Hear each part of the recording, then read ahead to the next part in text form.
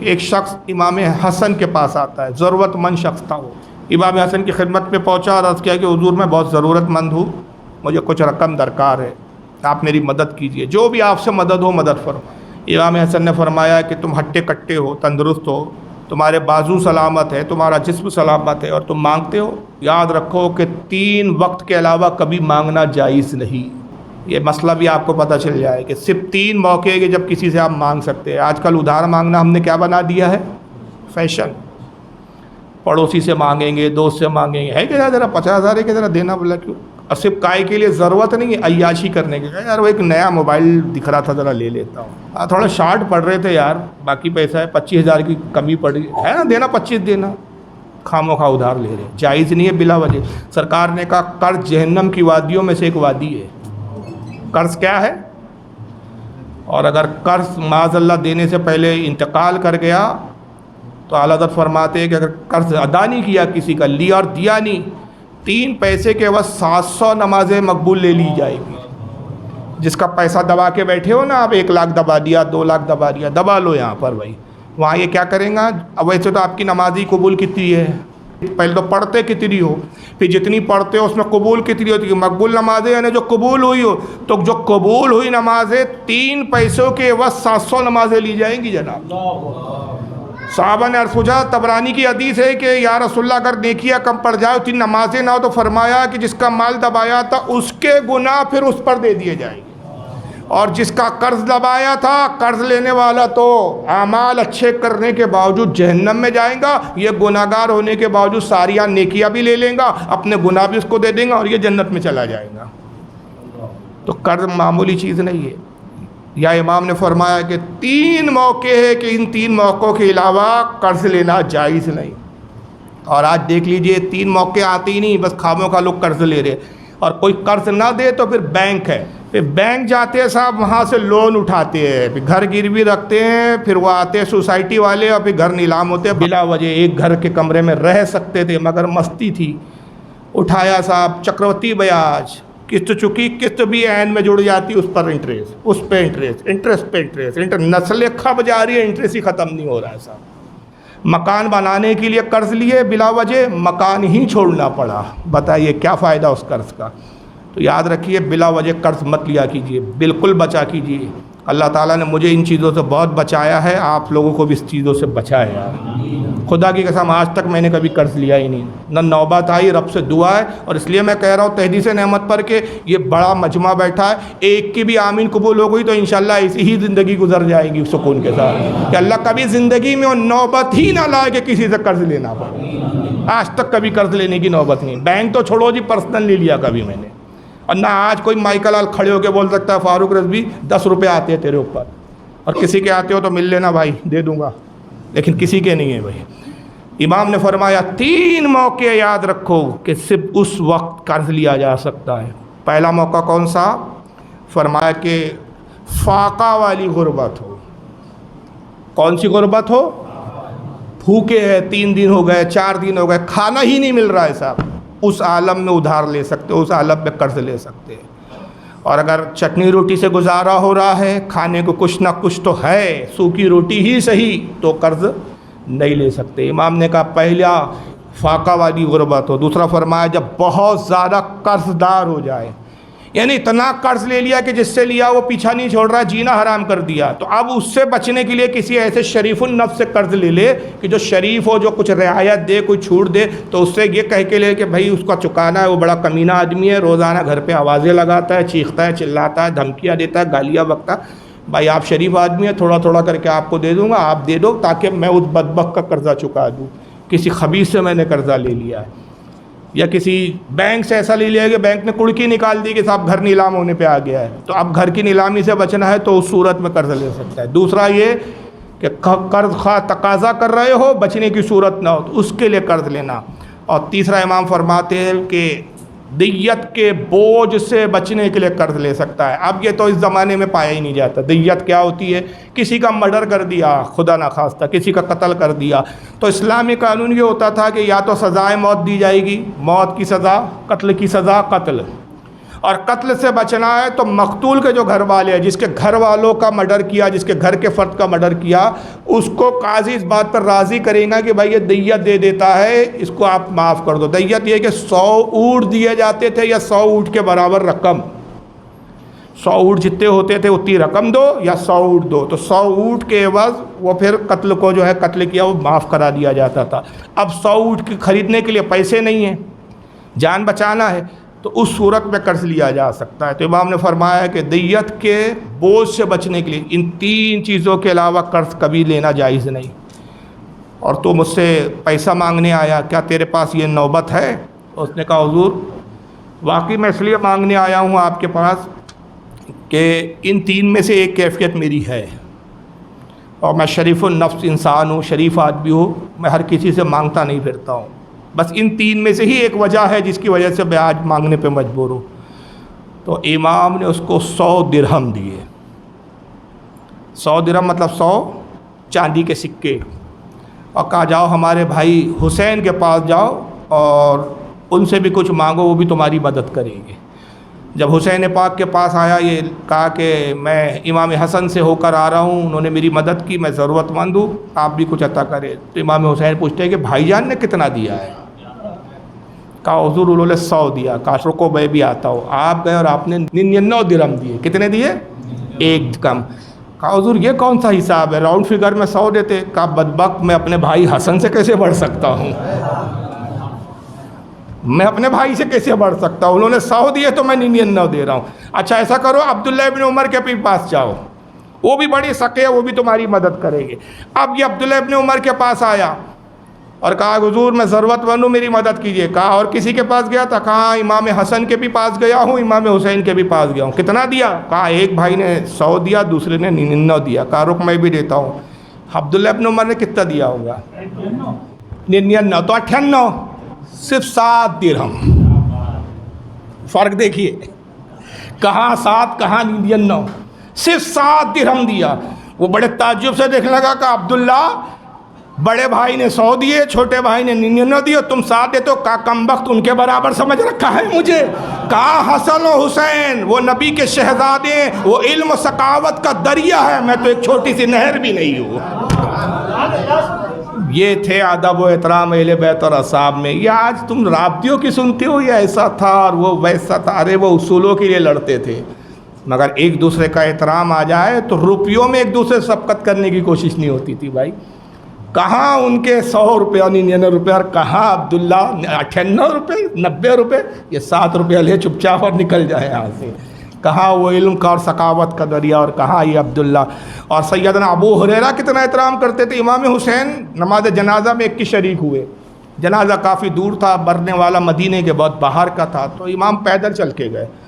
تو حضرت ابو ہریرہ نے عرض کیا کہ اے امام آپ اجازت دے تو میں اونٹ لا لوں یا گھوڑا لا لوں؟ آپ نے فرمایا کہ جنازے میں پیدل چلنا اجر و ثواب رکھتا ہے۔ کیا تم نے رسول اللہ کی حدیث نہیں سنی کہ جب جنازے میں پیدل چلتے تو ہر قدم کے عوض اللہ ایک گناہ کو معاف فرما دیتا ہے؟ اب یہ چیزوں سے ہم دور ہو رہے ہیں، اب گاڑیوں میں جنازے جا رہے ہیں۔ اب میں شکایت نہیں کرتا، اب دوسروں سے کیا کہے، ہم سے خود پیدل چلنا نہیں ہوتا بھائی آج کل۔ اب چلو ہماری تو عمر ہو رہی ہے، لیکن کم سے کم میں جب ہم لوگ جوان تھے، ابھی تو اب بوڑھا ہی بولیں گے نا یار، اب 68 تو بولیں گے، 52-53 سال کی عمر ہو رہی ہے۔ میرے والد صاحب بیٹھے ہیں، کتنی عمر ہو گئی ہمارے ابا؟ میرے خیال 80 کے ہو گئے ہوں گے، ابا بھی ہمارے پیچھے بیٹھے ہیں سب سے۔ اللہ سلامت رکھے میرے والد کو، ان کی عمر میں اضافہ فرمائے، آپ سب کے والدین کی عمر میں اضافہ فرمائے۔ لیکن جب جوانی کا عالم تھا، مومن پورا پیدل جاتے تھے ہم جنازے میں، واپس پیدل آتے تھے، یہ دور تھا۔ آج تو صاحب وہ فوارہ چوک تک پیدل چلنا نہیں ہوتا، لیکن جنازے میں پیدل چلنے کا کیا اجر و ثواب ہے؟ امام حسین بتا رہے ہیں کہ ہر قدم پر ایک گناہ، حالانکہ یہ گناہ گار تھے کہ یہ لوگ، یہ ہماری تلقین، ہمارے لیے نصیحت ہے کہ کیا رسول اللہ سے نہیں سنا ابو ہریرہ کہ ہر قدم کے عوض ایک گناہ معاف ہوتے اور ایک درجہ اور ایک نیکی میں اضافہ ہوتا ہے، ایک درجہ بڑھایا جاتا ہے، ایک گناہ معاف کیا جاتا ہے۔ لہٰذا میں بہتر سمجھتا ہوں کہ جنازے میں پیدل چلا جائے۔ آپ پیدل گئے، اب چونکہ جنازہ بہت دور تھا، واپس بھی پیدل لوٹے تو کچھ تھکاوٹ کے اثرات نمودار ہوئے، تو آپ سستانے کے لیے، آرام کرنے کے لیے بیٹھ گئے۔ تو ابو ہریرہ کیا کرتے، اپنی چادر مبارک کو لیا، حسین پاک کے تلوے سے کو صاف کر رہے ہیں، گرد و غبار، پیر صاف کرتے تھے، پھر نالین آپ کی صاف کرتے تھے۔ جیسی آپ نے دیکھا تو روکا اور پیر کو پیچھے کھینچنا چاہا، کہا ابو ہریرہ یہ کیا کر رہے ہیں آپ رسول اللہ کے صحابی ہے، میرے نانا کے صحابی ہے۔ تو ابو ہریرہ کی آنکھوں میں آنسو آ گئے، روتے ہوئے کہا کہ شہزادے قسم خدا کی جو آپ کا مقام ہے یہ ابو ہریرہ جانتا ہے، اگر امت جان لیتی تو آپ کو زمین پر پیر ہی رکھنے نہیں دیتی، آپ کو کاندھوں پہ لیے پھرتے رہتی۔ اگر یہ امت آپ کا مقام جان لیتی، آپ کو قدم بھی پہ زمین پہ رکھنے نہ دیتی۔ یہ صحابہ اکرام کا ادب و احترام اور یہ کیفیتوں کا علم تھا۔ اس کو امام طبری نے لکھا، حوالہ بھی سن لیں، مستند محدثین نے لکھا، امام طبری اس کو تاریخ الطبری میں لائے ہیں، اس روایت کو جلد نمبر 13 صفحہ نمبر 16، امام ابن عساکر لائے ہیں تاریخ دمشق جلد نمبر 14 صفحہ نمبر 179، علامہ حافظ ذہبی نے لکھا سیار اعلام النبالہ جلد 4 صفحہ 407 کے قریب۔ تو سارے صحابہ احترام کرتے تھے۔ دیکھیں وقت بڑی تیزی سے گزر رہا ہے، کس کس صحابی کا ذکر کروں کہ ابو ہریرہ احترام کرتے تھے، سلمان فارسی کا کیا احترام تھا، حضرت ابو ذر کا کیا احترام تھا، حضرت مقداد کا کیا احترام کرتے تھے اہل بیت کا۔ ایک ایک صحابی اپنے آپ میں ایک نمایاں ہے کہ ہر کوئی اہل بیت کا احترام کرتا تھا۔ سارے صحابہ تو حسن و حسین کا احترام کرتے تھے، لیکن حسین پاک کس کا سب سے زیادہ احترام کرتے تھے؟ وہ کرتے تھے امام حسن کا سب سے زیادہ احترام۔ بعد علی حضرت مولا علی کے وصال کے بعد سب سے زیادہ اگر احترام امام حسین کسی کا کرتے تھے تو امام حسن کا کرتے تھے۔ حضرت امام احمد بن عبداللہ الطبری، امام طبری الگ ہے، میں جن کے اکثر نام لیتا ہوں تاریخ الطبری، وہ ابن جریر طبری ہے، ان کا نام ہے ابو جعفر ابن جریر طبری، یہ دوسرے امام طبری ہے، یہ ان کے بعد کے امام احمد بن عبداللہ الطبری 694 ہجری میں ان کا انتقال ہوا۔ انہوں نے کتاب لکھی ہے ذخائر العقبہ فی مناقب ذوی القربہ، صفحہ نمبر 238 پر ایک واقعہ لکھتے ہیں کہ ایک مرتبہ امام حسن اور امام حسین میں کسی بات پر اختلاف ہو گیا اور دونوں بھائیوں نے آپس میں بات چیت بند کر دی۔ ایسا بھی موقع آیا ایک، اور اس پہ بھی ہمارے لیے نصیحت ہے کہ جب بھائیوں میں کسی بات پہ نا اتفاقی ہو جائے، یہ سب واقعات اس لیے گزرے کہ یہ تاکہ ان کی سیرت ہمارے لیے نمونہ اور ضابطہ اور اسوہ حسنہ بنے ہمارے لیے، ہم ان سے سیکھیں کہ جب ایسے معاملات آئے تو کیسے پیش کیا آیا جاتا ہے، کیسے معاملات کو درست کیا جاتا ہے۔ کسی بات پہ اختلاف ہو گیا، اب یہ میں اختلاف لفظ اس لیے بول رہا ہوں حالانکہ لفظ میرا دل گوارا نہیں کر رہا ہے کہ شہزادوں میں کبھی اختلاف ہوتا ہی نہیں تھا، لیکن کیا کرے کہ اب جملہ بولوں تو سمجھ میں نہیں آئے گا، ورنہ ادب کا ایک بہت اچھا جملہ ہے ایسے موقع پہ جو ہمارے اردو ادب میں استعمال ہوتا ہے، وہ ہے شکر رنجی۔ کیا بولا جاتا ہے؟ شکر رنجی، یہ ادب ہے، اور ہمارے ادب ہے با ادب با نصیب، بے ادب بد نصیب۔ ادب ہی ہے اہل سنت میں، صرف ادب کے سوا کچھ نہیں ہے۔ اشرف علی تھانوی نے خود لکھا ہے افادۃ الیومیہ میں، کسی نے پوچھا وہابی کس کو کہتے ہیں، کہا وہابی بدتمیز گستاخ کو کہتے ہیں، خود ہی لکھ کے مر گیا مربوط۔ اور کہا بریلی کون؟ بولے عاشق ہے وہ مرزا پلمبر خبیث جو سب سے بڑا گستاخ ہے صحابہ کا، اس کی زبان سے اللہ نے نکلوایا، ویڈیو موجود ہے نیٹ پر۔ وہ کہتا ہے کہ اگر اس زمانے میں صحابہ رسول سے کیسی محبت کرتے تھے اس کی جھلک دیکھنا ہے تو بریلیوں کو دیکھو، بولتا بریلیوں کو دیکھ کے اندازہ ہوتا ہے، میں ان کو دیکھ دیکھ کے اندازہ لگاتا ہوں رسول اللہ کا ادب کیسے کرتے ہوں گے صحابہ۔ تو بریلوی فرقہ کیا ہے، ہم کو ادب ہی سکھایا جاتا ہے، پیر کا ادب، عالم کا ادب، بزرگ کا ادب، اور جب بزرگ اور عالم کا ادب ہے تو پھر نواز رسول کا کتنا ادب، پھر شہزادوں کا کتنا ادب، پھر نبی کا کتنا ادب۔ تو یہ ادب کے جملے ہیں، ہم نبی کے تھوک کو تھوک نہیں کہتے، ہم کہتے لعاب دہن۔ ہم نبی کی چوتی کو چوتی نہیں کہتے، ہم کہتے ہیں نالین پاک، اور نالین کا وہ تقدس ہے کہ جو سر پہ رکھنے کو مل جائے، نالے پاک حضور، تو ہم بھی کہیں گے کہ تاجدار ہم بھی ہیں۔ یہ نالین ہے ہمارے، ہم سرکار کے بال شریف کو بال نہیں کہتے، منہ مبارک کہتے ہیں۔ اور میں نے عرض کیا تھا نا کہ اعلیٰ سے کسی نے پوچھا رسول اللہ کے کپڑے میلے ہو گئے، یہ کہنا کیسا ہے؟ امام قاضی عیاض نے تو عشق میں کہہ دیا، جس نے کہا رسول اللہ کے کپڑے میلے ہیں وہ کافر ہے، کہ اس نے نبی کی توہین کی، حضور کے لباس کی توہین بھی کفر ہے۔ کسی نے کہا رسول اللہ کے ناخون بڑے تھے، امام قاضی عیاض فرماتے کافر ہے۔